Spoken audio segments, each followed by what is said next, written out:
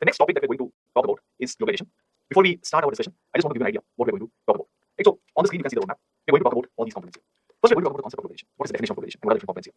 Then we will talk about the different perspectives here, about the history and origin of globalization. Then we'll talk about some of the features of globalization, how the process looks like, how this is related. Then, in fact, the next three parts we're going to spend a lot of time. We're going to talk about the cultural impacts of globalization. And when we discuss cultural impacts, again, the cultural impacts can be of different types. Homogenization of culture, hybridization of culture. And again, within all these things, there are all multiple other components. Right, so we'll spend significant amount of time understanding the cultural impacts of globalization. And one thing you need to keep in mind that from the UPSC mains examination perspective, cultural impacts are very important. Many times I've got questions related to globalization and culture. Then we're going to talk about the social impacts of globalization. Now, we'll try to understand what is the impact of globalization on labor markets, what is the impact of globalization on gender, what is the impact of globalization on distribution of incomes. It's all these things. Then we will move towards the economic impacts of globalization. As the process of globalization continues, the economic structures get impacted. Some new structures are created. Existing structures, they might become weaker over a period of time. How has it impacted Indian economy? So all those dimensions we're going to figure. And finally, we will conclude with some of the recent trends. There are some recent studies, recent events, incidents, they're all pointing out that maybe there is backlash against globalization. There is opposition to globalization. So what are the reasons why some people, certain groups, certain nation states oppose globalization? So with that, we will conclude our discussion. So all these things we're going to take up. And again, I just want to reiterate this, something which is very important from exam perspective. Many times we've got questions, and not only from social issues perspective, you might also get questions essay related to this. Also keep in mind that a topic like globalization can be used in different parts of the syllabus. Because there's linkage between globalization and most other topics. Congratulations, globalization and economics, right? They're all linked to one another. Right? So one way or other, you get some question related to globalization. So let's get started. The first thing that we'll try to do is try to understand the meaning of globalization. See, J person's terms, if I have to explain globalization, it implies that the different actors world over, they are kind of getting connected with one another. They're becoming dependent on one another. They're getting connected with one another. There's integration. For example, people are moving from one place to another. There's great movement of people from one place to another. Different multinational corporations. Just think of it, how they're carrying out business. They will have their headquarters somewhere, and then they will have their offices one over. So again, there is flow of finances from one part to another. There's flow of resources from one place to another. There's flow of technology from one place to another. Trade is happening. There's export and import of goods. Goods are also moving from one place to another. Services are moving from one place to another.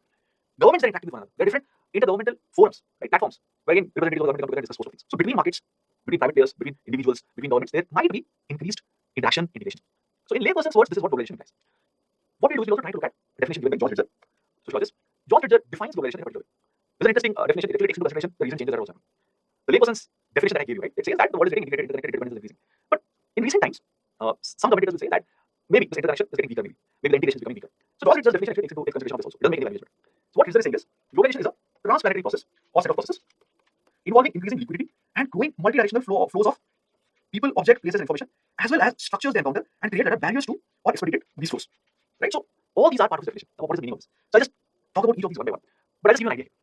Ritzer is saying that globalization is a transplanetary process, type of process. It's something that is happening across the planet. That is not something that is happening in one particular region. No, it's happening across the world. It's a transplanetary process. Now, it is a process which is increasing liquidity, which is increasing, and there is increasing multidirectional flows. These two terms. I'll explain these terms in detail, but what is liquidity? Liquidity is opposite of solidity. Solidity means something is solid, which is rigid, which is kind of constant. Solid, its shape doesn't change, right? It's something which is constant. Liquid means something which can flow, which can change over a period of time. So Ritzer is saying that with globalization, what happens? There is increasing liquidity. There is flow happening. People are moving from one place to another. They're flowing from one place to another. Goods are moving from one place to another. Exports and imports. At present, let's say I'm using this pen. Most likely this pen is not manufactured in India. Somewhere else it would have been manufactured, but it has flowed to India. In return, what would have happened? People here would have paid for it. Right? So money has flowed to some of this. So there is increasing flow of this.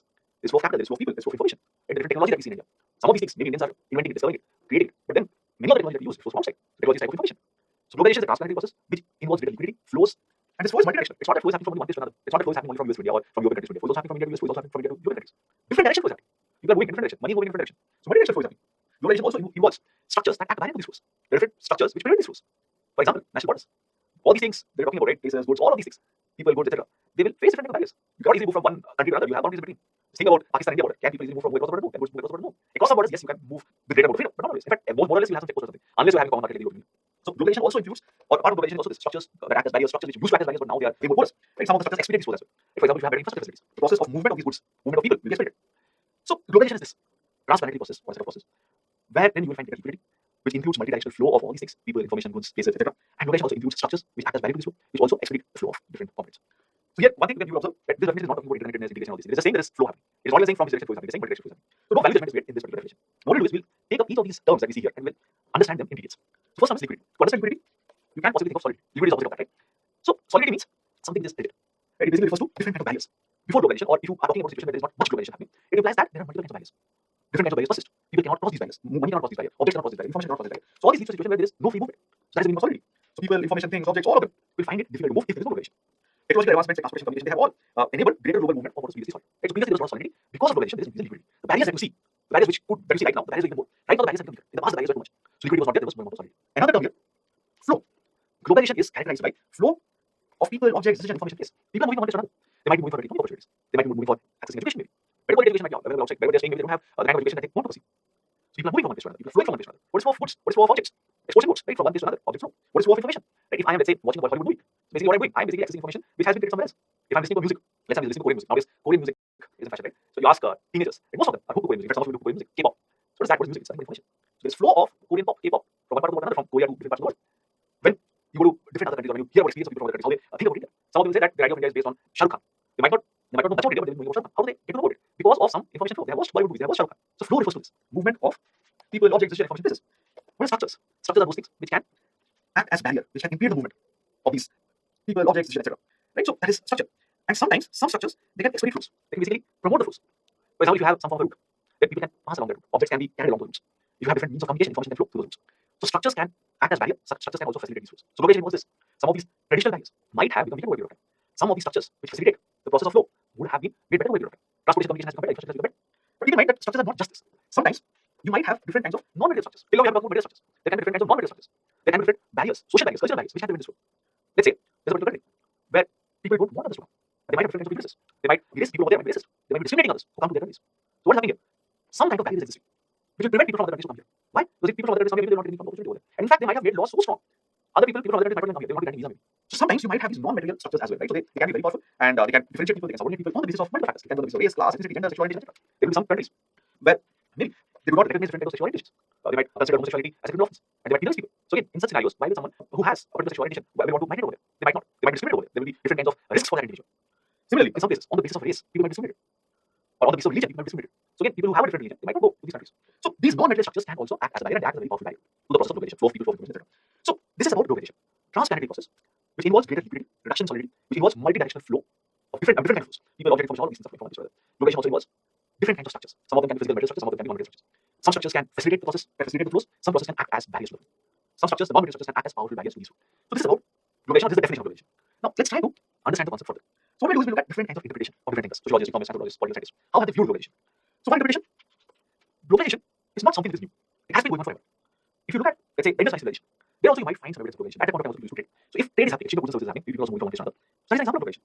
So globalization is not necessarily something which is recent or which is new. It has happened in the past.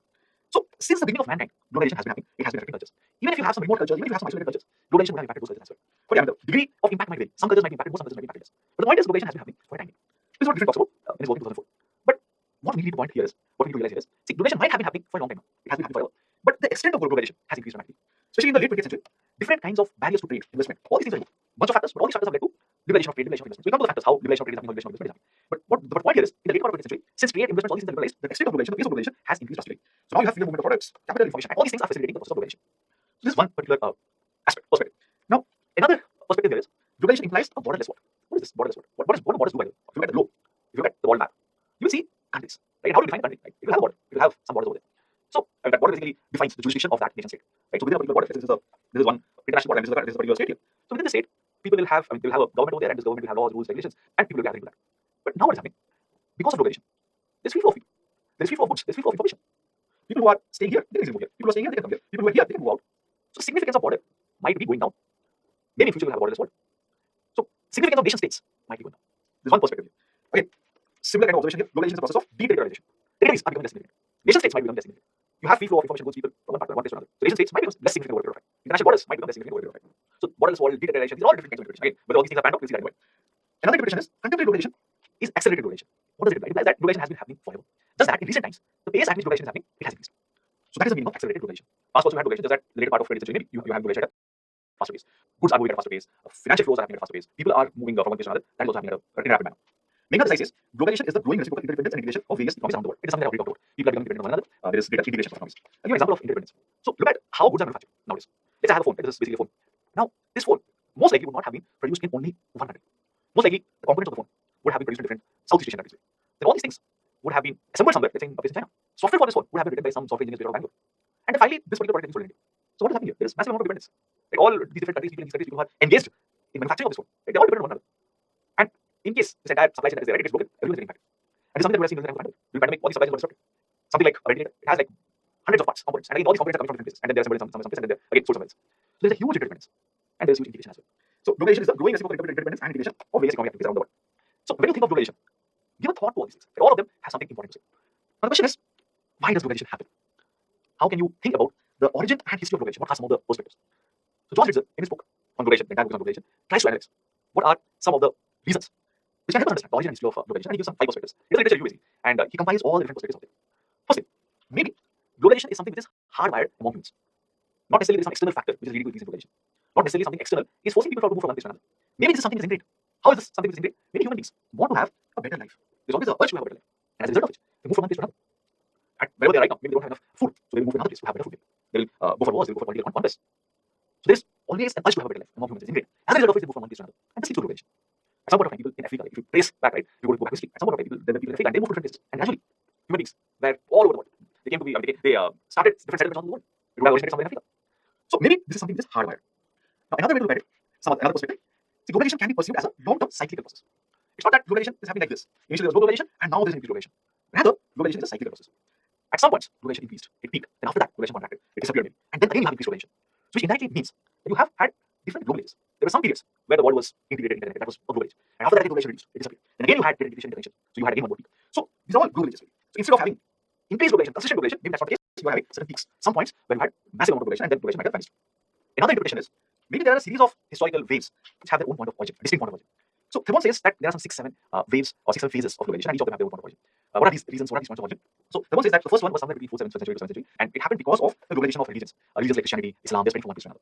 In the late 15th century, different European colonial conquests, European powers, they were trying to establish all these different places. Late 18th and early 19th centuries, different intra-European wars, there was a competition between them in establishing their dominance world over, in getting larger markets, getting access to more resources world over. The mid 19th century to 1980, phase of European imperialism, and then post-World War II period, what happened? And then the Cold War period. During the Cold War period also, the two poles, one led by the US, another led by the USSR, they are all trying to create different kinds of alliances. They're also trying to spread technology ideas among their spheres of influence. So these are all different points of time, right? These are all different sources which is leading to globalization at different phases. There is another perspective here that maybe the points of origin are located in some specific historical events. For example, Romans and their conquests, or trade in the Middle Ages through the Mediterranean, or how Genghis Khan he's rampaging his armies, or discovery of America by Columbus, or the Spanish flu pandemic. There are some instances, technical instances. So these specific historical events, right, they are maybe fueling globalization. Right, they are basically causing globalization kinds. Another perspective is before the World War II, the process of globalization was kind of limited. It was limited to geographic scope. It was not as intensive. But later part of 20th century, early 21st century, the pace of globalization is way more. Right, so at present, the pace at which people move from one place to another, at present, the pace at which finances flow from one place to another, the extent of exports, imports, the extent of trade, all these is way higher as compared to, way larger, way higher as compared to what was happening in the past. So because it was limited in scope, later part of 20th century and early part of 21st century, you have all these things at an accelerated pace. So these are all different ways to look at globalization, these are all different perspectives. So what we do is we try to understand some of the features of globalization. Right? We now have an idea about origin and history. We now have an idea about the definition of globalization. We now know about some concepts related to globalization. Now what we do is we see how globalization pans out, or what has been happening as a process as a result of globalization. And keep in mind, when I'm discussing all these things, I'm mostly talking about what has happened in the later part of 20th century and early part of 21st century. And we also look at some data points here. Right? First what we do, we look at the qualitative aspects. Then we look at the quantitative aspects. Then we look at some data points, we look at some numbers which will actually help us put all these things in picture. So first thing, globalization is a market-oriented approach. Now, what do we mean by this? See, the process of globalization is, at least this phase of globalization is something which is being led by the markets. The market is playing a big role. So there is greater trade happening. There is greater flow of goods and services happening. There is greater flow of finances happening. All these things are facilitating the process of globalization. So markets are playing a very significant role in facilitating globalization. Internationalization of economic activities is happening. What do we mean by this? So if you think about economic activities, let's say you want to produce something. As we're discussing, right, I'm using a particular laptop here. Now, this laptop that I'm using, come to think of it, how it would have been manufactured. How I would have purchased this laptop, how I would have bought this laptop. How it would have been created, manufactured somewhere, and how it is reaching to me. Just think about it. There will be multiple players involved. There will be multiple countries involved. There will be people involved. People from multiple countries are coming together and manufacturing this laptop. And then the sales distribution, a lot of people will be involved. If you are, let's say that this laptop is made of Samsung, let's assume that. So Samsung is a Korean firm, right? It's based out of South Korea, Suwon, South Korea. They have their headquarters over there. The software for this laptop would have been made by someone, not necessarily South Korea. The different components of this laptop, right? It would have been again manufactured by people from different parts of the world. It would have been assembled somewhere, and finally it is reaching. And in this process also multiple players are involved, right? So the point here is, take any activity nowadays, you'll find that it will be international activity. Very rarely you find that something is getting manufactured in the same place and it is being consumed there. Most likely, different players are involved in this process. The pharmaceutical products that you consume, most of the times, the pharmaceutical products that you will consume in India, the raw ingredients will be coming from China. The APIs, basically China is known for its APIs. So internationalization of economic activity is happening. And one example I can give you which basically highlights this. So during the pandemic, what happened? Different countries, they got the COVID virus and they all went for different kinds of lockdowns, different kinds of containment measures. In some cases, harsh stringent lockdowns. Different countries, they got the COVID virus and they all went for different kinds of lockdowns, different kinds of containment measures. In some cases, harsh stringent lockdowns. In some cases, it might not be as harsh. So what is happening? This entire supply chain that you have, it got broken. So since there are extensive supply chains, right? Different intermediate goods or different components of the product, they arrive from different parts of the world. So the supply chain gets broken. What will happen? The final product will not reach where it's supposed to reach. So the COVID-19 lockdowns, right, it highlighted how much internationalization of economic activities has been happening. Now, the next two sentences are kind of very significant. As part of globalization, what we observe. See, the world trade has grown more rapidly than world output. International capital flows have grown even faster than international trade. So if I have to put these two sentences together, what does it imply? World output, the rate of change of world output is less than the rate of change in world trade, which is less than the rate of change in capital flow. So basically, finances are flowing at a faster pace. Then the flow of goods and services. Then the total world output. Right? So what indirectly implies is the ratio of world trade to world output, right, has been increased. So whatever output that you have right now, the contribution of trade to that output has increased drastically. Whatever output that you have now, the contribution of international finances to produce that output has also been increasing drastically. Right? So this is what it implies. Different national economies, they have opened up. What's the meaning of opening up? In the past, different economies, they were closer. They will be imposing different kinds of restrictions to exports and imports. Exports and imports was not as free. But over a period of time, all these barriers have been reduced. Exports and imports are easier. What barriers would have been in the past? In some cases, exports and imports are not allowed. In some sectors, in some countries. In some cases, the custom duties will be extremely high. Right? So they will act as a barrier. In some cases, you have different kinds of non-tariff barriers, right? Sanitary barriers, sanitary barriers. All these things are naturally getting reduced. National economies are getting closely integrated, one economy with another. Different kinds of free trade agreements, bilateral agreements. All these things ensure that economies are integrated with one another. The volume of goods and services that have been exchanged, that has also increased over a period of time. Trade has increased over a period of time. Exports have increased over a period of time. Imports have also increased over a period of time. Information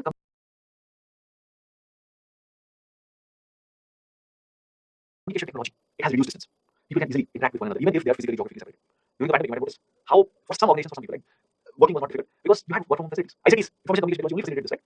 There is increased incidence of people moving from one part of the world to another for work-related reasons. People are moving for work. People from India going to Middle East, people from India going to European countries, people from India going to Southeast Asian countries, people from India going to United States, Canada, Germany, Japan, all these countries. So there's greater incidence of people migrating forward. And it's not that people from India are only going from other places. People from other parts of the world are also going to other parts of the world. Significant change in the relative power of world organization financial institutions. Now, what is this? See, there are different kinds of international institutions. For example, you have United Nations, you have World Trade Organization, you have World Bank, you have International Monetary Fund, multiple institutions are there. And all these institutions will have different roles to play. They have their own mandates. So over a period of time, the relative power, who has how much power, right? That is also changing. Some of the institutions which are linked with trade, which are linked with finance, right? They are becoming more significant. Institutions like World Trade Organization, institutions like International Monetary Fund, institutions like World Bank, they are related to finance, which is again a very important component of globalization. Right? So these institutions are becoming stronger or more influential. Their power as compared to other institutions that are related to these areas. So these financial institutions, they are becoming relatively powerful. Globalization of national policies and policy making is happening. What's this globalization of national policies and policy making? See, policy making happens at the national level. Look at India. So in India, what happens? Who makes the policies? It is the parliament which makes the policy at the union level, and then at the state level, you have different legislative assemblies which are making the policies. So basically, we have a democracy, and what happens in democracy? Right? People elect their representatives, and these representatives make laws on behalf of the people. That's what happens. This is what policy making is all about. Legislators make policy, legislators are parliament, legislators are members of the legislative assemblies. But how does globalization impact the policy making? See, because of globalization, you now have different ways by which governments can collaborate with one another. Governments can come together. You have different kinds of intergovernmental bodies, there are different kinds of intergovernmental platforms. So many countries can come together and they will try to address a common problem maybe. Or maybe there is some opportunity if you're all coming together on the same thing, coming to that same platform discussing things. So many times you have these international conventions, maybe you have international agreements at international level, you have different global bodies where everything is decided. And whatever is decided over there, the national governments have to implement it within their own jurisdiction. So they will now change policies according to the international agreement which they have signed and ratified. For example, let's say India, let's assume that India does not have any laws related to people with disabilities. Let's say. But India becomes part of some agreement, international agreement, which is trying to make policies for people with disabilities. I'm just giving a hypothetical case. In case of India, we have laws related to people with disabilities, India also part of agreements. So let's say we're starting from scratch, there's no international law, there's nothing at the national level. Let's say India, the politicians in India, the policymakers in India, the government of India is concerned about lack of these laws. It wants to do something for people with disabilities. So what will happen? They will now find out other governments who are also equally important, they'll come together and they will create some framework at international level. That these are the things that we should provide to the people with disabilities. And our laws should be like this. And by this process, we'll ensure that people with disabilities will be able to utilize or will be able to develop as per their potential. There will be different kinds of structural barriers that are there to be taken care of. They'll have their development opportunities, they'll have their education opportunities, they'll have their access to healthcare. Bunch of things can be there. So if this policy is made at the international level, what will happen? See, policy is made at the international level, but then if it has to be effective, all these national governments, right, they have to implement laws with their own jurisdiction. So then what will happen? Indian government will come and make a law within India. So what happens? Maybe India is part of the international agreement, maybe Pakistan is part of the agreement, maybe US is part of the agreement. So all these countries will make laws as per that international policy. And all these countries will have similar laws now. Right? So this is the meaning of globalization of national policies. Right? Similar kind of policies will have world over. So one of the consequences of globalization is globalization of national policies and policy making. So these are all features of globalization. And some of the things that I just now discussed, right, I want to show you some data here, right, which will help us absorb it better. Now, this particular graph that you see, this basically gives you an idea about how much trade is happening nowadays. So trade by GDP, global trade by global GDP or all GDP, right, this ratio is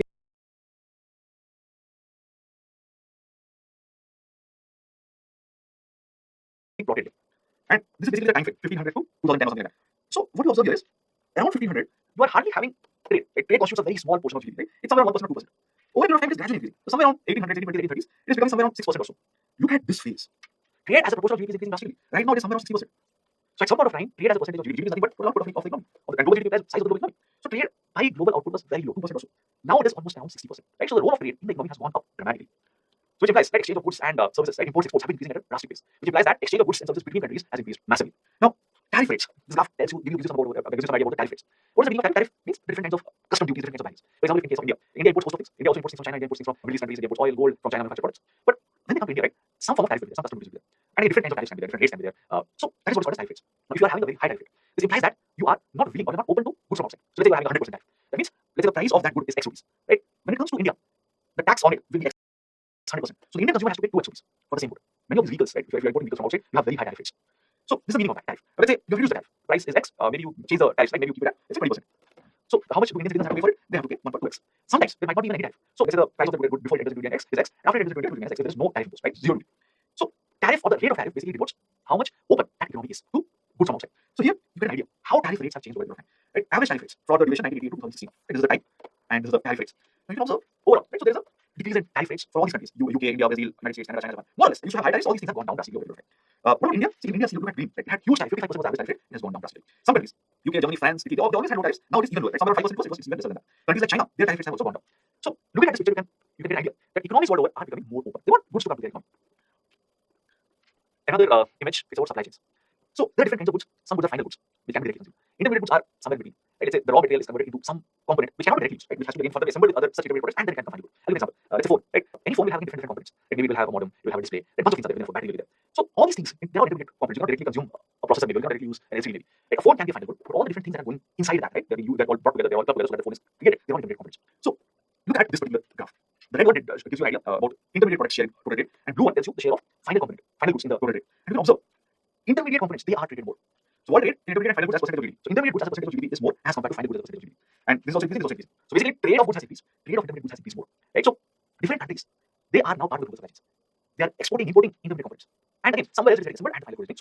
So intermediates share is higher than final products, which shows that we are now part of global value chains. Right? These global value chains are very, very significant. Very, very significant to the economy. Last one, look at how global exports has increased over a period of time. So in 1800s, right, exports used to be very low, and at the present, look at the size of the exports. What they've done is they have compared. So basically, they're finding out exports by exports in 1930, and they have plotted this graph. So as compared to 1913, right, exports have increased by more than 4,000%. Right, so this is how exports have increased. Let's say 1 rupee worth of product was being exported in 1930. Now 4,000 rupees worth of product is being exported at this point of time. So this is the time. So trade has increased, trade rate products has increased. The different kinds of barriers to trade, tariffs and all these things, they have grown over a period of time. They have gradually gone down. So all these things gives you an idea how markets have played such a significant role in this phase of globalization. So now what we will do, now since we have an idea about what the process of globalization is, we now need to understand how the process of globalization impacts different components. How does it impact culture? How does it impact society? How does it impact economy? So now onwards we are going to look at that. So first thing, what are the cultural impacts of globalization?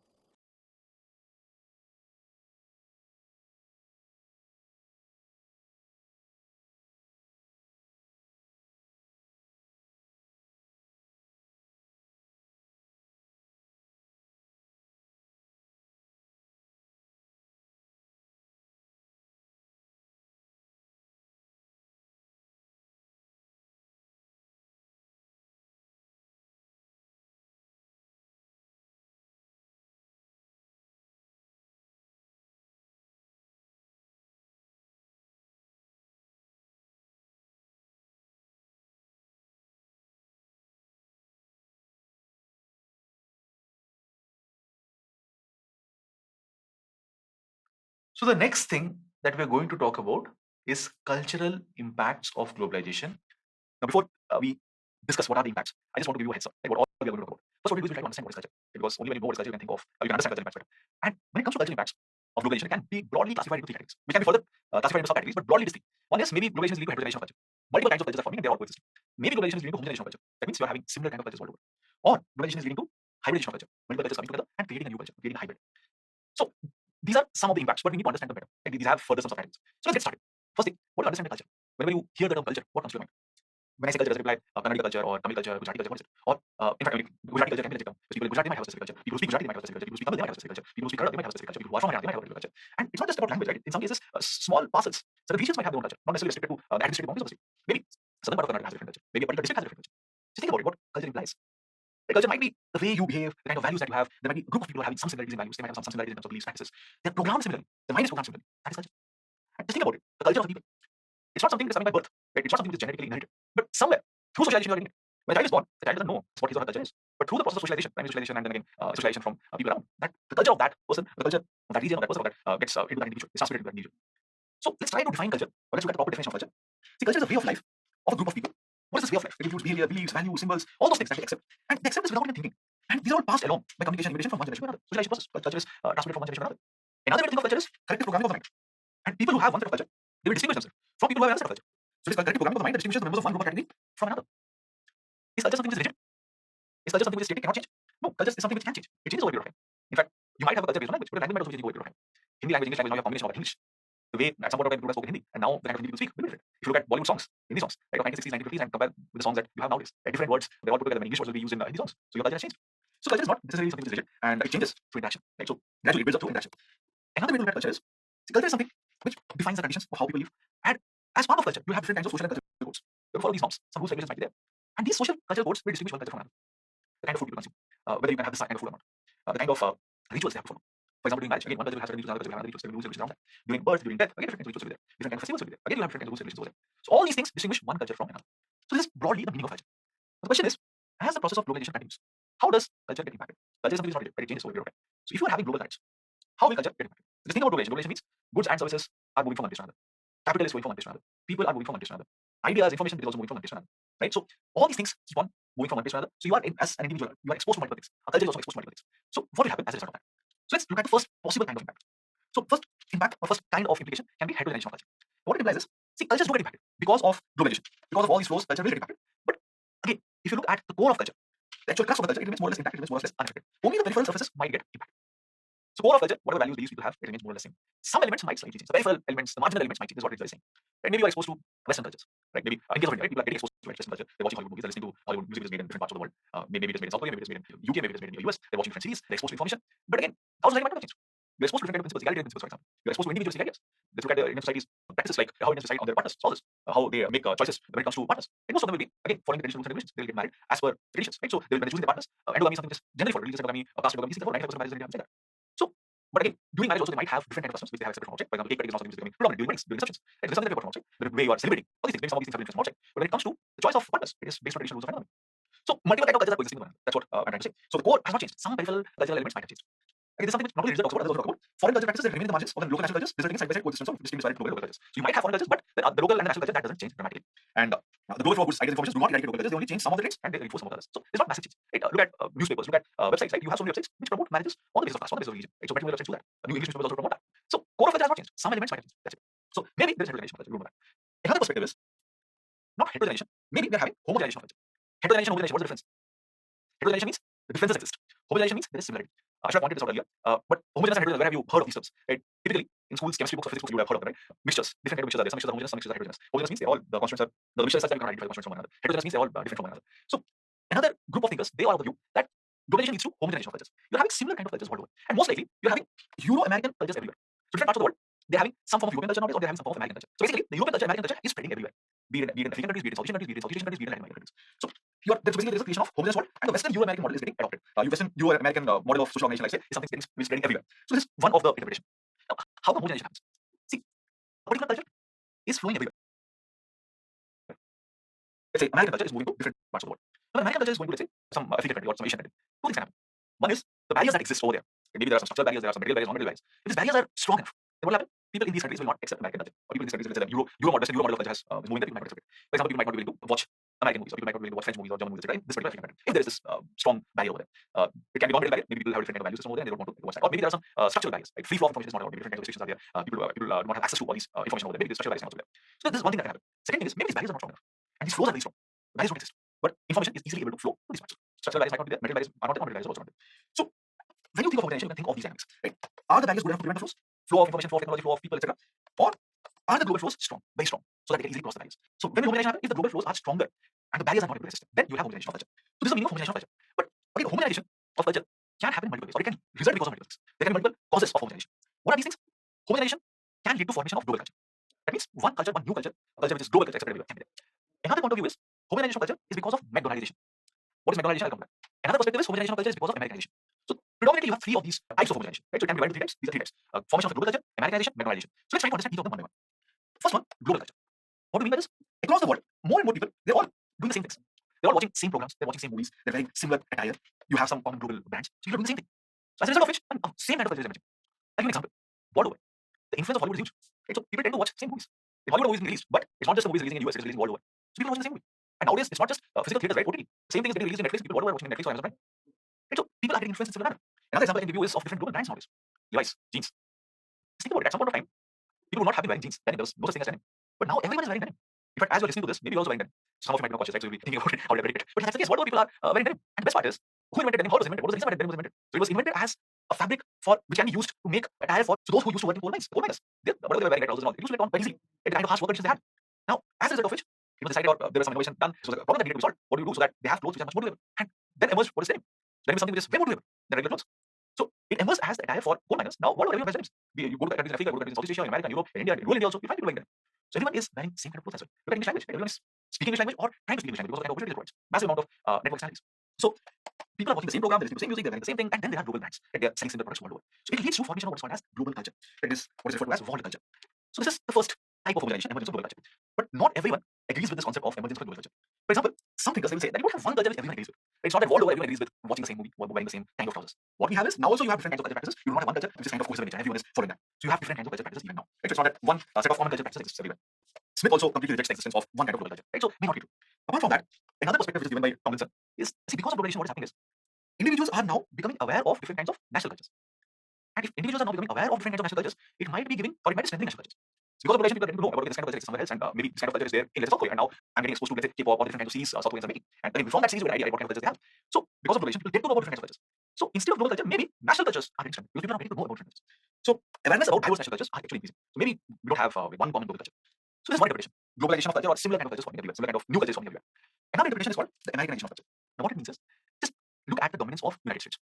United States or America has a dominance over culture because of its drastic growth in mass communication, because of the penetration of American companies in different parts of the world. Many of these products that we use on a daily basis, they're all having their base in US. Facebook, Twitter, all of them have their base in US. So America has a massive dominance on culture. In fact, this is a slightly dated study, 2010. Things would have definitely changed, but again, things would have changed, but I would not say that it would have become completely different. Right? It would have completely worse. There was one study in 2010 which found out that 85% of web pages worldwide originated from the United States and American companies, and US controlled 75% of the world's package software market. See, this is 2010, so definitely things would have changed, but I don't think at this point US will be among the minority. Right? It will still be making the most number of software products, and again, maximum number of web pages will most likely be out of US. Right? So US has a complete dominance over here, and if US is having a complete dominance over here, what will happen? Other countries that are getting exposed to the US culture, right? They're getting influenced by the US culture. Many other countries would want to be like Americans, maybe something which might seem aspirational for them. One example is how people watch different American series, and they, again, some of them, I'm not saying everyone, but some people aspire to be having a life like that. I don't know about you folks, but then I see people around me, right, who will watch Friends and other series, and they also like to have similar kind of lifestyles as people over there. Right? So this can be aspirational, and people in a subtle way, right? So they can be exposed to American culture. But here again, there's a different viewpoint that see, America has that kind of an impact, but not everyone world over would be willing to take up American culture. Some countries might be more accepting to the American way of life. They might be more predisposed to accept the American culture, but some countries might not. Right? So it all depends on the local culture, whether they want to embrace the American culture or not. Right? Some might want to embrace it. If embracing the American culture, then again, their culture will be considered American culture, or else it might not be. So this is again another example of homogenization where American culture is ready to different parts of the world, but it is still limited. It faces some limitations. Right? Some cultures might not be wanting to have American culture. Another aspect of homogenization or another type of homogenization is McDonaldization. What is this McDonaldization? Who is this McDonald I'm referring to? See, you're correct here if you have guessed that I'm talking about the fast food chain McDonald's. What is this McDonaldization and how is globalization, homogenization, social issues, all these things are linked to one another. See what happens at McDonald's, or in fact, I'm pretty sure most of you have experienced McDonald's, or even if you have not gone to McDonald's, you might have heard of it. And those who have not heard of it, don't know what happens at this experience. See, one of the things that McDonald's tries to do is it tries to provide you very efficient service. Right? The products offered by McDonald's, you don't have a lot of products, you have decent variety, but they provide you all these things. I mean, the rates are not very expensive, but at the same time, what is important is they will provide you service in time bound manner. Right? Efficient delivery service will be there. I don't know whether it is the case right now, but I have not been to McDonald's for some time. But usually what used to happen in the past was you go to McDonald's outlet, you order your food. The moment you make the payment, get the bill, and they will have some form of a stopwatch kind of thing. They will start. And they will have a particular time period, 30 seconds, 60 seconds, something like that. Within that, they will deliver your food. So efficiency, right? So within a particular time frame, they will deliver it. How they are able to achieve all these things? They will have some process. And the same process they will be following world over. Right? McDonald's has its outlets in different parts of the world. American brand, but it will also have its outlets in Russia. So the point here is they have rationalized. They are focusing heavily on efficiency. Right? So time bound delivery of good service. So this is McDonaldization. Spread of multinational corporations. It can lead to McDonaldization. So the point is, world over, similar kind of processes are being followed. If that is the case, it implies McDonaldization. So the process whereby the principles of the fast food restaurant are coming to dominate more and more sectors of American society and the world, that is called McDonaldization. So basically, the kind of culture many of these multinational corporations bring to the table, bring to different parts of the world, they're all focusing on efficiency. That is called McDonaldization. So now, basically, there's a linkage between culture and economics. Right? That's what they're trying to say. But is it always true? Do you have similar kind of processes everywhere? Right? You have McDonald's outlet everywhere, but does that imply you're having McDonaldization of culture? So again, there have been different studies which point otherwise. For example, there was a study by Albert in 1995. They're saying the McDonaldization process is not necessarily precise and accurate, and there are different other studies related to the same thing in different parts of the world. And they're finding out that McDonald's itself is not following the same process everywhere. In countries like China, in some places Southeast Asia, in India, they are going for different kinds of adaptation. They're not selling the same thing that they're selling in the United States. In India, you don't have a Big Mac, right? The Big Mac is their most popular product. But in India, what do you sell? They sell aloo burger and all those things. Why? Because they want to target Indian consumers and they realize that aloo is something which Indians like. So accordingly, they have customized their product. McDonaldization means uniformity. It means how you provide service quickly, how you provide the same type of things everywhere. But that is not happening here. Adaptation is there. McDonaldization implies quick service. But then there were studies which found out that in places like Russia, that kind of quick service is not there. There will be long queues. And what is the reason why there's a demand for McDonald's product over there? Because of the variety they offer. As compared to, in America, maybe they don't have a lot of variety. In Russia, as compared to the food people outside, they have more variety and they have long queues. So the point is, maybe the way maybe McDonaldization is happening, but again, there are different kinds of variations to that as well. So some thinkers, for example, Moiko, they say that, or this example of McDonaldization should rather be seen as global globalization or globalization or disintegration. What it implies? You are trying to cater your products as per the local requirements also. It's not that McDonald's is selling its classic product, Big Mac. It's selling aloo burger in India. It has some of the different kinds of applications. Similarly, other brands that you have, be it Pizza Hut and all right, so they're all international brands, but they will also have different kinds of variants for the Indian market. So what is happening? There is global localization. There is globalization, combination of both. So this is another kind of homogenization. When the term homogenization is used, always think of how multinational corporations are trying to create similar culture. Now, apart from homogenization, there is another impact of globalization on culture, which is called as hybridization. What is hybridization? It is easy to understand. Hybrid means a new kind of thing is emerging because of the coming together of multiple different components or multiple different types of things. If two things are combined together and new things are emerging, that's called hybridization. So it can be two things, it can be three things, four things, etc. So if external and internal flows means flows from outside, new culture from outside, internal flows means the culture that is there within that community. If they are coming together, they're interacting and they're creating a new culture. That is called the process of hybridization. And it is something which is a continuous process, continuous blending is happening. And the result is a new distinctive hybrid culture. And this is not necessarily global, not necessarily local. See, in case of heterogeneization, global culture and local culture both coexist. In case of homogenization, a new culture came out. In hybridization, it's not just the global culture or local culture, a new culture has come. I can give you a bunch of examples for this. Right? You all might be liking Chinese food. You might also be liking South Indian food. But now let's say combine Chinese food with South Indian food. Like for example, if you're combining, or if you're eating, or if you like to eat something like Szechuan dosa, it's an example of hybrid culture. Western music and Indian classical music, right, club together to form fusion music. It's an example of hybrid culture. So this is the meaning of hybridization. Some form of external flow, some internal flow, they're coming together and creating a new distinctive flow. Some of you might have a question: what is the difference between McDonaldization and hybridization? See, McDonaldization, there is some formula over there. It focuses on efficiency. The multinational corporations will have a particular way, and that is what they're trying to have over there. A particular fixed formula is there. But in case of hybridization, there is no such pre-established theorem. Any path it can take. It cultures can intermingle, mix in different forms. It's something which is unexplored, something which has not been thought about. That can also form because of that. So this is the meaning of hybridization. So if you have to think about now, if you have to reflect, revise different kinds of culture impacts, right? The first one was heterogeneization of culture, right? So the core of culture is not changing. Foreign cultures are impacting local cultures, but the core element of culture doesn't change. At the margins, at the peripheries, the foreign culture exists. Second part was homogenization. Homogenization culture means a new kind of culture is everywhere. But what is a new culture? It can be American culture, it can be global culture. Right? Global culture means it has components of different cultures, which has established its presence everywhere. McDonald culture, McDonaldization of culture. Right? So multinational corporations everywhere, they are trying to create a new culture based on efficiency, rationality, etc. Third kind of cultural impact is hybridization of culture. Global culture, they combining and they're forming a new type of culture altogether, which is distinct from global culture as well as local culture. So this is how cultures get impacted. Now I have some examples for you. Some of these things I already discussed by the way. So look at all these different food outlets that we have in India, like KFC, Pizza Hut, McDonald's, Subway, Burger King. And they have their presence not only in India, they have their presence all over. So the point here is same kind of culture, same kind of food, right? They will be having, they will be providing in different parts of the world. It's not that Pizza Hut is there only in one place, it is everywhere. Right? It can lead to what is called as homogenization of culture. This is an example of hybridization of culture. On the screen, you can see a photo of Mexican aloo tikki burger. So aloo tikki is something that is Indian. Right? Those who are from other parts of India, you might be enjoying your aloo tikki with dahi and chutney, right? Curd and sweet chutney and that green chutney. And yeah, it's not that people in southern part of India don't have access to aloo tikki. Nowadays, like, you have access to most of the things in all the different parts of the country. So aloo tikki is something which is typically Indian. Mexican is something which is again across the globe, and again burger is something which is across the globe. So all these things have been combined together to create a new culture. Right? So the kind of sauces that you are including, right, that is giving you maybe the Mexican twist. The aloo tikki that is there, it is giving you the Indian twist. The burger is something that is typically American. So multiple cultures club together to create a new culture. So this is an example of hybridization of culture. Some more examples we have, or some more impacts that we can talk of. See this particular image that you see, it basically shows certain kinds of products which are local to India, right? So you have some puppets, you have Dokra art here, right? And again, this is something has some handloom here. Now, if you have globalization of culture, if culture is getting impacted by globalization, if an international culture is dominating local cultures, what will happen? The local cultures might cease to exist, right? So if you are having, let's say, emergence of a global culture, right, which is not your local culture, a new culture everywhere, this global culture dominates everywhere, then the local cultures might become extinct. If you have American culture everywhere, again, whatever native cultures are there, they become extinct. So sometimes globalization can lead to extinction of cultures. In case of India, look at different kind of cultures that we have. Some of them might be fighting. Handlooms cannot compete. Different kinds of handicraft products might not be able to compete with exports. Maybe the same thing can be made in China, and the quality of the products might be better if they're made in factories, and the price of the products is also less because they're made in factories. So the handloom products, handicrafts, they can't compete. They will cease to exist after some point of time. They might cease to exist. But there's another thing also. Because of globalization, your culture can also become global, or your culture can also go global. So chances are there that some of these products, which till now was having a local demand or a local market, now it might have global markets. So sometimes the local cultures now can go global. Yoga is an example of that, right? How people world over are now taking up yoga. Think about Indian food. In you go to different parts of the world, you get Indian food because again, our food has a larger audience, has a larger market. This is an interesting photo. This basically is related to the celebration of Valentine's Day. And again, this is equally applicable to many other elements of culture. Now, what does this tell you? See, as globalization is impacting culture, it might so happen that the local cultures are lost. It might so happen that an American culture, a Euro-American Western culture, or global culture starts dominating in a particular region. What will happen?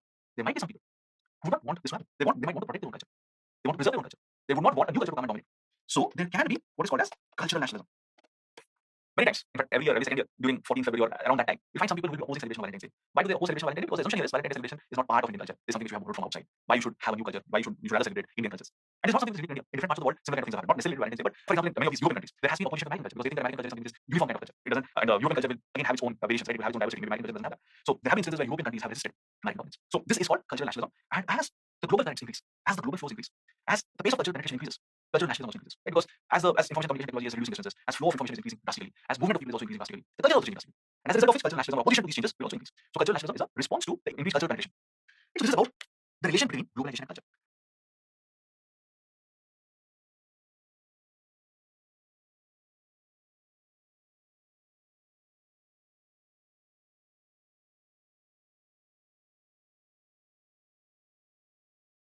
Now what we will do, we will try to look at the impact of globalization on certain aspects of the society. Right? What are the social impacts of globalization? So here again, we look at two, three components. We try to understand how globalization impacts the labor markets. The fruits or the benefits or the gains of globalization, how are they distributed? If there is increase in wealth, if there is increase in income, how is it distributed? Is it distributed equally or there is some form of inequality? Also, are there any gender dimensions to globalization? So these three, four components we are going to deal with in details. So let's try to understand some of the social impacts of globalization. The first is let's try to understand how globalization impacts the labor markets. In the labor markets, you find that the wages are converging. Now, what's the meaning of this? The wages commanded by laborers in the developed economies, advanced economies, and the wages commanded by laborers in the emerging economies, underdeveloped economies, the difference used to be huge. Now the difference is gradually decreasing. Okay, keep in mind that it's not that the difference has become minimal or it is zero now. That's not the case. Now also in advanced economies, the laborers will get high wages. But over a period of time, that gap is gradually reducing. In fact, even now, the median wage in advanced countries is 2.5. The median wage in advanced developing countries, which is 5 times the wage in low income countries. So now also there is huge difference. But the gap was even larger in the past. Right? So over a period of time, the increase in wages in advanced countries is less as compared to increase in wages in the developing economies and the lower income economies, middle income economies. That is the thing. Apart from that, there's integration in the labor markets, right? So laborers can move from one place to another, right? So immigration, all these things are more as compared to what it was in the past, right? Because of globalization, so movement of people. So integration of the labor market is happening, and to some extent there is convergence. But that does not imply that the wage rates are same in both advanced and underdeveloping or low income economies. The gap has gone down. Now, what are those processes which are helping close this gap, reduce this gap? Migration, trade, foreign investments, right? Spread of technology, all these things are reducing this gap. But keep in mind, globalization does have a role to play when it comes to closing these gaps, but it is not the only factor here. A lot of these things are also dependent on domestic factors, right? What kind of governance a particular state has, what kind of education systems a particular state has, whether people have access to education or not. Education is one of those ways by which people have access to economic activities, right? If people are educated, they can get jobs, and over a period of time, they will be more mobile. Education provides avenue for social mobility, right? So access to education in a particular nation state will have a large role to play in increasing the wages of people over there. Similarly, what kind of business climate a nation state has, if it has good business climate, right? That way it can attract entrepreneurs. There will be greater investment in the economy. It can be domestic investment. It can also be investment from outside forms of FDI, and all these things can create greater economic opportunities, which in turn will increase the wages over there. Okay, governance plays a very important role, right? What kind of services are being provided by that government over there? So this is what is happening. But if you have to analyze it, right? So there are two interesting observations here. Again, one follows the other. But there are two interesting observations here. So there was this observation made by International Labour Organization. They are saying that low-skilled wages have remained flat or even declined, while high-skilled wages have increased sharply in both developed and developing countries. So those who are having high order skills, their incomes have increased drastically. But those who do not have enough skills or those who are unskilled, their incomes have remained flat or it might have declined as well. Now, what does this imply? See, there are some people who are clear winners, right, who have high order skills. But if someone is not skilled, or if someone is having some skills which can be easily replaced by technology, or low order skills are those skills that technology can replace at any point of time. So you will be either out of a job, and you will be most likely pushed to poverty. So the benefits of globalization does not accrue equally to different people. Those who are having higher order skills, they're going to be the winners, they stand to win. Those who are having lower skills, or those who are unskilled, they're going to lose. So think about its implications on a country like India. In India, right, a lot of people are engaged in agriculture. Like more than 50% of people are engaged in agriculture, and many of them are displaced employees. They don't even contribute to agriculture, they don't have any skills, they don't have the right kind of skills, and again, the number of people in agriculture is too much. So global threats might have harmful effect on these kinds of people, right, who do not have higher skills, who have low skills or do not have skills. Another finding, openness to trade and foreign investment has increased the relative return to skilled labor and capital by reducing the relative return to unskilled labor. So if there is skilled labor, skilled capital, returns are high. If there's unskilled labor, you will not have returns. Right? So the impact of globalization is not uniform. So those who are having skills, when there is capital, they will benefit. Without that, it will not be. So this is something which is interesting. And another observation or rather policy implication, it follows from the previous slide. See, many of the developing countries, they don't have very good social safety nets. They will have unequal income distribution. So they might be more sensitive to the losses incurred because of globalization. See, in globalization, what is happening? Those who are having skills are benefiting, those who are not having skills, they're not benefiting, they're losing out. But let's say you have an advanced economy. In an advanced economy, again, there also you have winners, you have losers. In America also, right, if they're opening up, maybe Chinese goods are cheaper. Right? So Chinese exports to US, that means US is importing Chinese goods, right, will be cheaper. So some of the Americans who are involved in those industries, which could easily be those goods which can easily be imported from China. So these Americans are going to lose out. Because again, the product that they're getting from China is way cheaper, it might be of better quality, you don't know. But in America, right? So US, the kind of social safety nets that will be there will be better. Compared with a country like India. In India also, maybe in fact India imports a lot of Chinese goods, and Indian manufacturers cannot compete with these Chinese goods. So those are going to lose out. They will not even have any of those safety nets, which possibly those who are losing out in US will have. Right? So for developing countries, this becomes even more difficult to address. Right? You don't have that kind of social safety nets. Social safety nets implies different kinds of welfare mechanisms, right? Unemployment allowance and other things, or maybe some ways by which these people who are losing out, or the losers, they can be skilled, they can be provided some alternative occupation, right? They might be provided some alternative employment opportunity. So those kind of things might not be there in developing countries, which makes the situation even worse for those who are unskilled or low skilled. So this is how labor markets are getting impacted.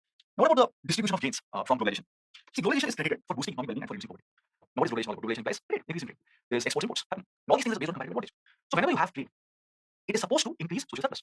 How? This thing of trade, I mean, break trade to the most basic components, fundamental components. What is happening in trade? In trade, you have, when you're trading, right, there's a buyer, there's a seller. The seller is selling something, the buyer is buying that thing. Why is the seller selling something? Because the seller is going to make profits, right? The seller sees a value in that transaction. Why is the buyer purchasing that thing? The buyer is purchasing because the buyer also sees value in that transaction. If I'm purchasing, let's say watermelons, and someone is selling watermelons, the person is selling watermelons because by selling watermelons, that person will make profit. That person is becoming better off. I am purchasing watermelons because I like to have watermelons. I get value from the watermelons. Right? I like to eat watermelons, maybe I like to make juice out of it, maybe I want to drink the juice, watermelon juice. So both the buyer and seller, both the person who's selling watermelons and I, both of us are getting benefited. Right? So buyers and sellers both are getting benefited. So there is social surplus, there is social welfare here. So globalization is, again, trade is the major engine, right, which is promoting globalization.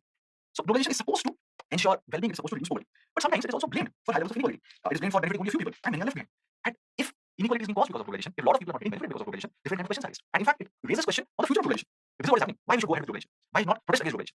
In fact, there are different kinds of backlashes against globalization nowadays. So how true are these things? Right? How are these gains being distributed? Are they not distributed equitably? So let's try to look at that.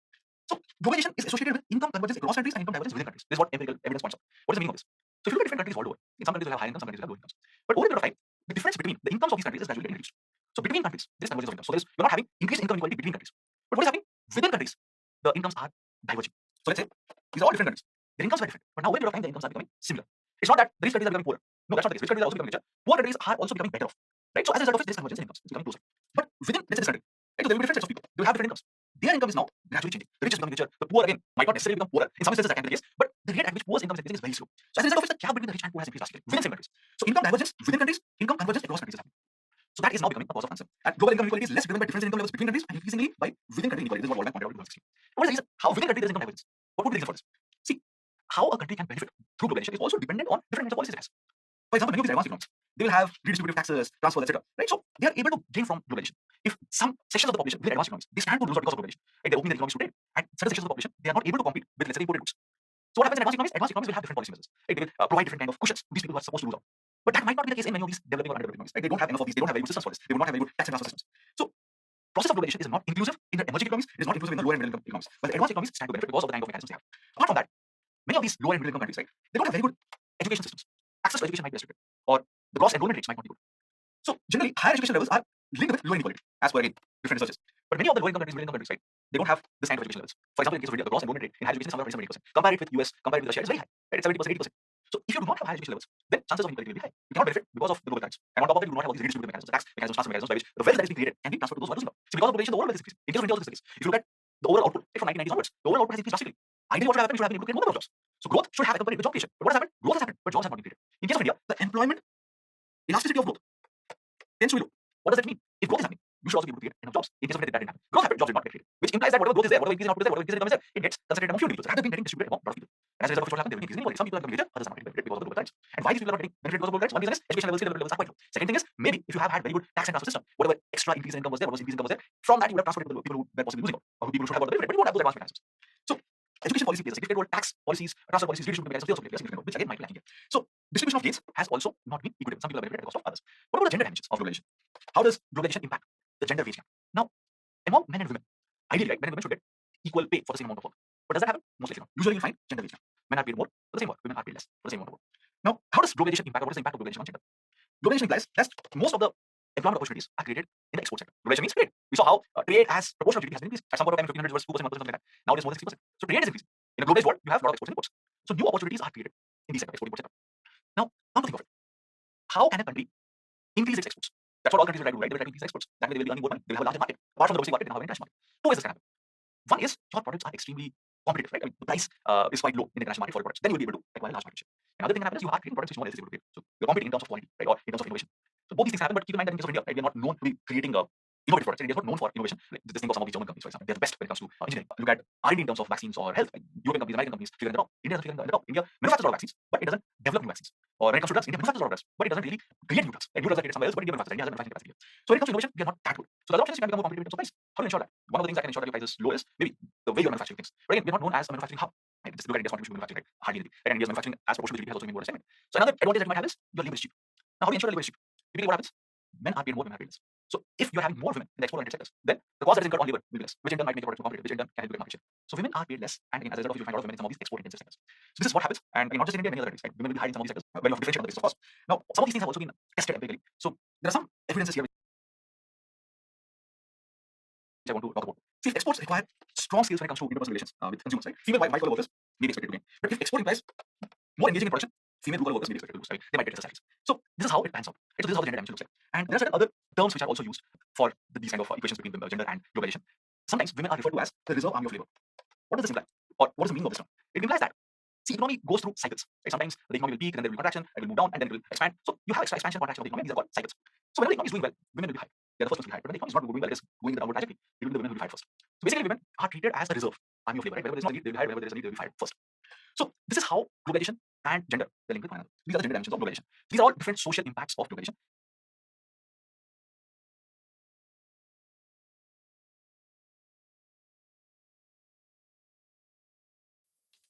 So what are some of the economic implications of globalization? The first thing, globalization has led to the creation of certain kinds of global economic structures. What do we mean by global economic structures? Certain kinds of structures have been created which influence economies world over. These are all global structures. How did these global structures come to be? What are they trying to do? What are different kinds of these institutions that have come, right? What constitutes these economic structures? What are the influence? We try to look at these things one by one. So after the First World War, the economy world over got impacted. There was this depression. So when the World War II was going to get over, it was in those later stages. It was assumed that, or it was not different years at that point of time, they started thinking about what needs to be done next. One of the things was you have to avoid another depression. You're already going through World War, and after that, right, you have to rebuild economies world over. This was the aim objective behind setting up the Bretton Woods system in 1944. And the Bretton Woods system envisaged that after the World War, we need to have different kinds of institutional structures, different kinds of institutions, which can foster economic cooperation, which can encourage free flow of capital throughout the world, and directly or indirectly led to creation of different such global economic structures. So what are some of these institutions that came up? Sometimes some institutions came up, in some cases some arrangements came up. Right? Not necessarily you have an institution, but you might have some agreement. One such agreement was the General Agreement on Trade and Tax. So basically, how do you harmonize trade between different nation states? Initially, it was thought that some form of international trade organization was set up. That didn't happen. What happened was an agreement came up, and later on, this agreement is gradually getting converted, or later on, we're having world trade organization. The predecessor of world trade organization is this General Agreement on Trade and Tax. The focus was on liberalizing trade, increase exports and imports between nation states. Another institution that came up was the International Monetary Fund. What does IMF do? IMF ensures a stable monetary system. It is a lender of the last resort. India took the help of IMF when it faced a liquidity crisis in the early part of 90s. Then another institution came up was World Bank. The focus of World Bank is different kinds of development projects in middle income countries, low income countries. The focus is on creating infrastructure, basic infrastructure which might be lacking in these countries. And now getting funds. The World Bank group is having particular institutions that they have their own mandates. So all these are different kinds of economic structures that are coming up, different kinds of institutions that are coming up. But again, these economic institutions are facilitating the process of globalization, but they're not necessarily free of criticism. There are different kinds of criticisms of these institutions. So one of the major criticisms is some of these institutions, right, they are not necessarily transparent. And many times they dominated by US and Europe. If you look at these institutions, right, the governing structures are dominated by people from US and Europe. And again, they will have policies which might benefit US and European countries more than other economies. Apart from that, another major criticism is, see, World Bank, for example, it gives loans. It will also lend in times of crisis. But whenever they will be helping you, at the same point of time, they will also put some conditionalities. Right? They call it structural adjustment programs. So, and again, these structural adjustment programs or whatever conditions that they will set, again, it might benefit the economies, it might not benefit. Sometimes some of the studies, for example, point out that it might have increased the vulnerability of some of these countries to different kinds of crises. For example, the 1978 crisis. And they will try to employ a one-size-fits-all approach. Something which might work for a particular country, might not work for some other countries, right? They try to promote that same approach for particular countries. So these are some criticisms made by some economists, like those critics. Also, another thing that is happening, another kind of economic structure that you see, different kinds of regional coalitions are also emerging. One of the most common example of one of the model when it comes to regional coalition is the European Union. The members of the European Union, right, they form a common market, it's free flow of goods and services within this market, and they even have common currency. Right? So this is an example of a regional coalition. So over a period of time, the role of regional coalitions has increased drastically. And European Union is one example, but there are so many other examples, right? Different kinds of regional coalitions. Another kind of economic structure which has become very dominant is the multinational corporation. So now you have so many multinational corporations, right? They will have their headquarters somewhere, but they will have their operations world over, they will have their offices world over. So multinational corporations, their presence has increased, and the power of multinational corporations is also immense. Sometimes they might even challenge the powers of a nation state, and their power is measured in terms of FDI, in terms of foreign portfolio investments. So all these kinds of global economic structures we have seen in the recent times. Now there are some thinkers who will actually question this, and maybe we are not having economic globalization. Some researchers, Paul Hurst, Graham Thompson, they're actually questioning whether we are having economic globalization. Right? They don't have any evidence that we are having global economic structures. Some points they have refuted. So what are their viewpoints? So they're saying that maybe at present the world economy is open, but it is not as open as the world economy was open in some other period of time. So indirectly they're saying that in the past there have been instances where the world economy, the global economy was even more open. At this point of time, it is not as open. They're saying that between 1870 and 1914, the world economy was even more open. At present, it is less open. So back then, exports, imports, movement of finance was even easier as compared to what it is right now, as per their viewpoint. They're saying that yes, FDI is flowing, but again, there's restrictions over there. Only a few nations, they are the ones who get FDI. FDI continues to be mainly in advanced economies and not as much in lesser economies. Trade also continues to generally involve certain countries like Europe, Japan, North America, and to some extent India and China. And most companies, even now, they're based within the same nations. It's not that most of the companies have their operations in different parts of the world. Not necessarily. Most companies will be based within the same nation itself. So Paul Hurst and Graham Thompson, they question, but maybe we are not having as much economic globalization as has been made out to be. Now what we do is we'll look at some other dimensions. Right? What kind of global economic flows are happening right now? Connected with the definition. Right? When we talk about globalization, we have talked about how globalization involves multi-directional flows of information, people, goods, services, etc. So flows is an important part of globalization. So when it comes to globalization, you have economic flows as well. So what kind of economic flows are happening? One is there's war for commodities. Different kinds of goods and services are flowing from one place to another. And what is the reason why these commodities are flowing? There's again enormous demand in developing economies for different commodities, oil and other things. And in developing economies also, the demand is increasing. Developing economies, right, they're doing well, their per capita consumption is increasing as a result of demand increase, as a result of demand for commodities increase, and there will be flow of these commodities. Countries like India, countries like China, they need different kinds of commodities like metals, oil, and most of things. So there will be flow of these commodities to these countries. India is not that well endowed when it comes to oil and natural gas. So it imports large part of its requirements from countries in the Middle East, maybe, for example. So there is flow of these commodities. And as India is developing, its requirements also increase. Similarly, China, its demands are increasing, right, because it's also growing at a fast pace. So there is flow of commodities. Another thing that is happening is many countries are trying to stimulate trade and investment. They're trying to promote trade and investment within their economies. How do they promote trade? How do they promote exports? Right? They will try to manage their currency, for example. Right? So many times they will try to manage their currency. They will try to ensure that the currency remains weak. If the currency remains weak, this will ensure that their products remain competitive in the international market. Many countries will try to stimulate investment. What will they try to do? They will try to ensure that wages remain low, labor wages remain low. So if labor wage is low, maybe investors will be attracted to invest in their economies because that way they can make more profits. So this stimulation of all these things, lower prices and lower wages are ways by which you stimulate trade and investments. But what happens as a result of this? There's a race between countries. Different countries, they all try to reduce the prices, they try to reduce the wages, and this race can lead to the bottom. But then there are some other viewpoints. There are some examples where this might not have happened. You don't necessarily go to the bottom. In some cases, yes, you go to the bottom. 1987 Asian financial crisis is an example of that. But in some cases, after a point, you can move up the value chain. Countries like China, obviously, what happened? They've gone for upgrading. They've moved up the value chain after some point of time. But some other countries have gone to the bottom. Right? So this kind of economic flows happen. Another kind of economic flow is outsourcing. Work is contracted by companies to other countries. In case of India, there are so many BPOs. So the work is being contracted by some of the advanced economies to countries like India. Right? So here maybe the wages are low, so people here can carry out the same work and they will charge less. Financial markets, they are highly interconnected. And as I mentioned sometime back, you have cyclical fluctuations in the economy. So you have some phases where the economy contracts, there are some phases where the economy expands. So what happens as the markets are highly integrated, highly interconnected? If there is fluctuation somewhere else, you also get it back. In US, if there is a economic crisis, India will get it back. Right? So if let's say their central bank decides on some policies, some particular monetary policy, India will also get it back. There you had the subprime mortgage crisis, it led to global recession. Apart from that, there is hyperconsumption and hyperdebt. Hyperconsumption means people tend to spend more than they need. Hyperdebt means people tend to own more as compared to what they can repay. So these are all different kinds of economic implications of globalization. What we do is we look at certain things that have happened in India over the last 30 years, right? Certain economic implications specific to India. First thing, liberalization. Now, what is liberalization? We use this term quite frequently. Liberalization, privatization, globalization, globalization, we're trying to understand. But many times we refer to all these things as LPG reforms. 1990s, early 1990s, 1991, we had what is called as LPG reforms. And we use these terms together. Each of them have their own meaning and they are different from one another. So the first term is in LPG is liberalization. Globalization we already know. P is privatization. So what we do is we try to understand both these concepts and we see what happened in the Indian context. What is liberalization? See, liberalization implies the role of the state should get reduced.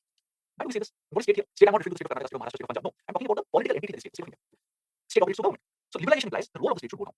See, in the past, state was everywhere. State was controlling everything. State was having regulations for everything. If an entrepreneur wants to set up a plant, or an entrepreneur wants to set up an enterprise, any business, has to take multiple approvals from the state, from the government basically, from the bureaucracy. Bureaucracy will approve what all they can produce, how much they can produce, everything. Whether they can export something, whether they can import something, all these things, you have to get license for it. In fact, in India, what we used to say that we have what is called as a license permit. For everything, we need a license, we need a permit. Liberalization means reduction of the role of state. Government should not be deciding all these things. Leave it to the markets. Markets can decide what needs to be produced. Why should government decide what kind of scooters Indians want to purchase? What kind of scooters entrepreneurs want to manufacture? Why should government decide what Bajaj should produce? Can't Bajaj decide what the market needs and Bajaj can produce that? So liberalization implies that. So there was a liberalization revolution, not only in India, in different parts of the world. So what is this liberalization revolution? The idea here is, why should nation state governments get involved in so many economic activities? The role of government is something, it should try to do that. It should provide for law and order, it should provide for security, it should provide for certain kinds of services. But many other things which the markets are very good at providing, the government should not be doing that. And this became the official stand of some of these international financial institutions, World Bank, International Monetary Fund. Right? So whenever they are giving loans, they were attaching these conditionalities. And India is also over a period of time getting impacted by this. Now, what are the different components of liberalization? See, trade and commerce should happen. There should not be any barrier to that. There should not be any restriction to that. We use whatever barriers we have. Whatever import duties are there, whatever export duties are there, whatever subsidies are there, different kinds of quotas, licenses, all these things should be gradually reduced. And trade should happen on the basis of comparative advantage. Right? Those places that could add something, they should produce that. So, and again, let's say India is good at something, China is good at something. China should make those things which is good at, India should make those things which India is good at. And among them, exchange of goods and services can happen. This is what is called as comparative advantage. So liberalization and revolution is promoting that. And India is also getting liberalized. And it's not that India got liberalized only after 1991. The process of liberalization started before that. Just that in 1991, the extent of liberalization, or policies which push for liberalization, the extent of that was kind of large. So what happened? The role of the state decreased in multiple sectors. The state withdrew from different sectors. The government, public sectors, the role is declining. And when it comes to different kinds of social services, there also the role of state is declining. If you look at the social sector spending of India as compared to the GDP, it has been more or less the same. It has not increased over a period of time. In fact, it has stagnated. It has declined in some of these places. And now you're having greater dependence on the market for provisioning of different kinds of services. For example, if you look at healthcare, if you look at education, in the past you did not have multiple private institutions who were providing for these things. But now, when it comes to healthcare, when it comes to education, the role of market has increased drastically. In the past, that was not the case. And many other services, the role of state has gone down. Market players are there everywhere. There are different kinds of companies every day. whatever you're using, right? You have markets providing for that, private players providing for that. So this is what is called as liberalization. Another thing that is happening is privatization. What is privatization? What is the rationale behind it? Privatization means selling off of public owned assets to private owners. How is this linked with globalization? See, in UK, US, there also you had a lot of public sector units. Many of the firms were public owned. Government used to own different enterprises. In India also there is this. Now also you have so many of these public sector units, right? And in the past it was even more. Government used to own these enterprises. In US, UK also that was the case. But there was this privatization revolution again, and they started privatizing. Right? So all these publicly owned enterprises they are selling. Now, what is the rationale behind it? See, if the markets can provide for all these things, why should government be involved in these sectors? And in case of markets, right? So you have experts. In case of governments, you might have bureaucrats who are generalists, who are not necessarily domain experts. And the incentives that are there in private sector and incentives that are there in the government entities, they're different. Let's say in the private sector, you will have immediate rewards and immediate punishments. If you set some targets, you have to achieve those targets immediately, or else there will be some punishments. Let's say there are sales targets. Right? So if you're able to achieve those sales targets, if you're delivering beyond the sales target, over and above the sales targets, then you'll be rewarded for that. But these kind of targets might not be there within the government enterprise. Usually you'll have fixed promotion. So when it comes to providing for certain kinds of goods and services, markets are more efficient as compared to government. So why not give it to the markets? Why should the government do that? And on top of that, government already has so many other things to do. The government should ideally focus on providing for that. Law and order, security, certain kinds of goods which are very good. Health, education, right? So they have massive amount of cost expense. So government should ideally focus on that. Other things which the markets can efficiently provide for, give it to the markets. In case of India, government used to, and now also it provides for a bunch of things. Like for example, banking facilities, insurance facilities. It also provides, it also manufactures soaps and sells that. So the question is, why should government produce soaps? Can't private players provide for that? When it comes to banking products, when it comes to insurance products, can't private players provide for that? When it comes to running airlines, private players, they have done well. Some of the private players, when it comes to running airlines. Why should government be involved in running airlines? So the rationale here is, governments should focus on things which private players will not do. Or government should provide those services which will benefit society at large. Other things the private players can do that. Right? So this is what also happened in the Indian context. And now also this process goes on. Right? This investment continues to happen. Air India also went for privatization. And some of the public sector units which were sick, which were not doing well, they were also restructured so that they can be privatized. So this is the meaning of privatization. Another economic impact that you can think of globalization is foreign direct investment. So FDI flow has been increasing world over. India also, we have seen increased FDI flows. But keep in mind, the investment that comes to the country, it is not necessarily one way. From your own country also FDI flows outside. In fact, India also goes to US. Now the amount is quite less, but it flows out. So it is not necessarily one way process. Indian companies are also going global through different joint ventures. Now I just wanted to show you how FDI has been increasing over a period of time. Blue bars that you see, that is FDI. So over a period of time, FDI flow to India has been increasing. But this graph also tells you another thing: how much capital formation is happening within the economy, how much capital is being created within the economy. That has not gone down massively. In fact, the capital formation has been going down. Ideally, capital formation if it is increasing, you are going to get returns in the future, which might not be the case here. You're getting FDI, but capital formation has been. So these are all different kinds of economic implications of globalization. Right? How different kinds of global economic institutions have come up? What are some of the criticisms of these economic structures? What kind of global economic flows are happening? What is liberalization? How liberalization is impacting India? What is privatization? How it has panned out in India? What is FDI and how FDI flows have happened in India? So with this, we conclude one part. Right? What is the impact of globalization? Basically, we talked about cultural impact, social impacts, and economic impacts.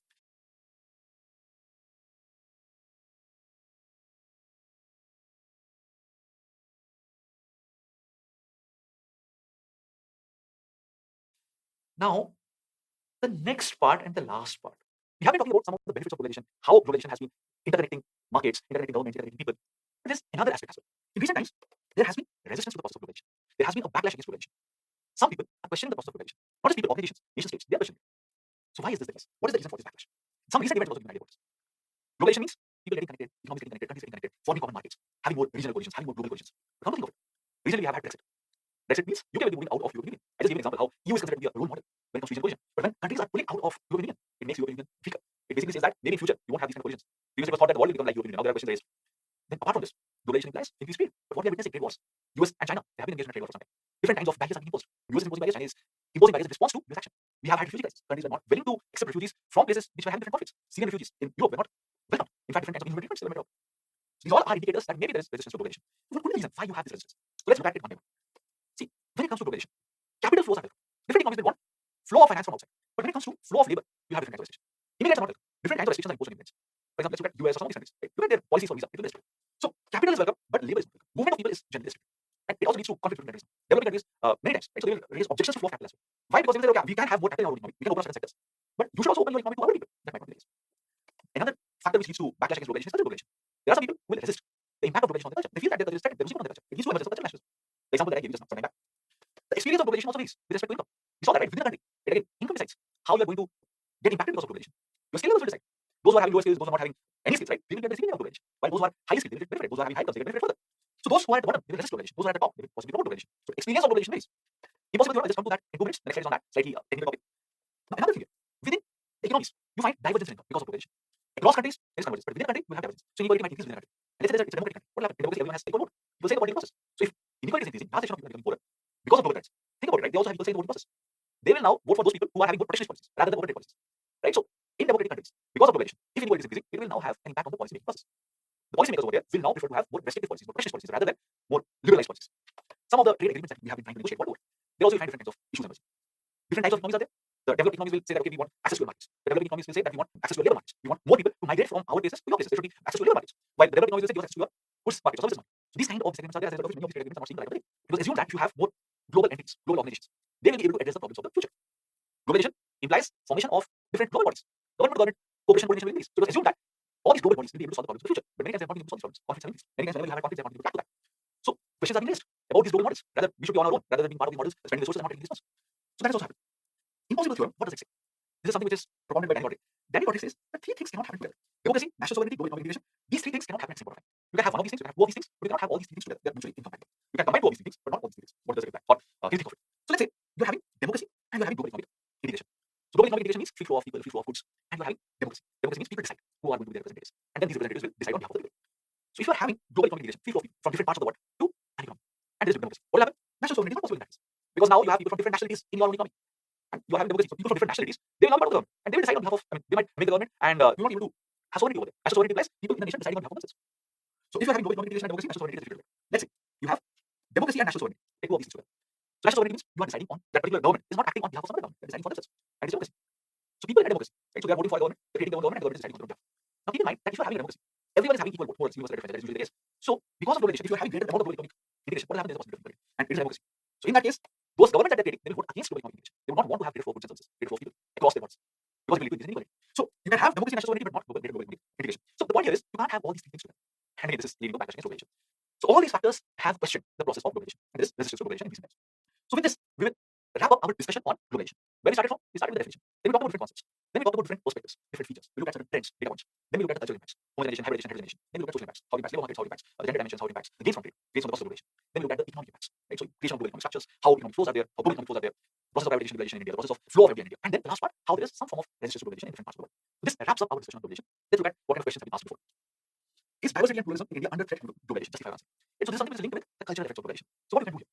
So you can talk about all the components here. And you can talk about, yes, in some pockets you might have a micronized culture. In some pockets you might have a micronized culture. You have 60 90% kind of culture. You might also have a global culture. People are speaking English language, people are wearing a particular kind of attire. You have different kind of global brands. That's happening. So to some extent, you are having homogenization, right? Similar kind of cultures there, which might hamper diversity and pluralism. But is it always the case? No. You're also having hybrid cultures. Local cultures are also finding their place along with global cultures. In a new form of culture. Look at the different kinds of food that you have in other areas. New kind of food are emerging. New kind of dance forms are emerging. New kinds of languages are emerging. English. New kind of music is also emerging. And at the same time, there's heterogeneization. You have existence of multiple cultures. Not necessarily local cultures have vanished. No. Local cultures also exist. In fact, sometimes local cultures in India, they're also going places. They're becoming internationalized. So diversity and pluralism is not necessarily under threat because of globalization. Our diversity, our diverse cultures, our dual cultures will exist along with globalization. So if you understand the cultural impacts, you have examples, you can easily answer this question. It's not difficult to answer. Let's look at the next question. It's kind of similar. Are we using our local entity for the global entity? Again, don't say that we're using our local entity because of that global entity. Don't take our local entity also impact. So whatever we answered, right? Whatever points that I mentioned in the previous question, more or less similar points we talk about. Local entity and the global entity both coexist together. Right? So you can talk about all those things, right? We might have global culture, we might have American culture, we might have minority culture in some cases, but it's not only thing. You also have hybrid cultures, you also have multiple cultures coexisting together. Right? So ensure that you have a balance. Globalization is generally said to promote cultural homogenization. According to this cultural specificity, appears to be strengthening the society. Again, more or less similar kind of question. What we're trying to say here is some local cultures are also becoming stronger because of globalization. Here we can talk about the phenomenon of cultural nationalism, how some people want to preserve their own culture. And at the same time, you can also talk about hybrid culture. Local culture is finding its way. Right? And you can also talk about heterogeneous culture. Right? More of culture is not changing. Maybe international culture, foreign culture is very much. So more or less on similar lines. See, what you observe here is you're getting a lot of questions related to culture. And again, more or less all the questions are on similar lines. Are we using our local culture? Are we only having global culture? Right? So if you're answering these questions, again, you will be prepared for similar kind of questions in the future. To what extent globalization has influenced the core of cultural diversity in India? Again, a question related to culture. Typically, examine the effects of globalization on the Asian population in India. So this is something which was asked before. By mistake, this year has not been mentioned. This was asked in the past. Now this is an interesting thing. Right? Intentionally, I have put this question here. See, we have been talking about the impact of globalization on different components of society, how it impacts women, how it impacts the labor market, etc. But we didn't discuss about the impact of globalization on the elderly. Then how can we answer this question if you want to explain it? See, the point is, you might read about n components. They will ask you about the n plus one component. So the point is, it's not about just reading things. It's also about thinking. It's also about analyzing things. That is important. The same thing applies here. Right? So if you understand the process, you can easily answer any question that is asked. So here also, right? If you understand globalization, you can answer this question. What you can do is divide the impacts of globalization on elderly into two parts: positive impacts, negative impacts. What can be positive impacts of globalization on elderly? So elderly now have access to different kinds of technology. Elderly have access to different kinds of goods and services. Exports and imports. Globalization component. Elderly have access to different kinds of communication, technology, transportation, technology. The lives is easier. Elderly face different kinds of health issues. Right? So globalization can solve some of these. Right? Provide different kinds of health facilities. So talk about all these positive things. What are some of the negative consequences? Because of globalization, again, there's flow of people from one place to another. So elderly people might not have their relatives with them. Their children might work somewhere else. They might get educated somewhere else. They might take up different kinds of jobs. They might be moving from one place to another because there is a requirement of many of these multinational corporations. They will have bases in multiple places. So the distance between elderly and the children might increase. They might become alone. Right? They might develop different kinds of mental issues. Also, because of globalization, technology keeps changing at a very fast pace. It might be difficult for elderly people to keep up pace with these changing technology. So all these things are negative consequences. So positive consequences, negative consequences, you can easily derive if you understand what constitutes the process of globalization. So, and what you can do is you can think of other dimensions. How does globalization impact children? How does globalization impact certain communities? Right? How does globalization impact artisans? Right? So that way you can also broaden the mechanisms. So this is a question about the implication of globalization on elderly. You can think of other such dimensions as well, right? How does it impact different sections of the population? So with this, we will conclude our discussion on globalization. Thank you. I hope you are able to understand different components. Thank you.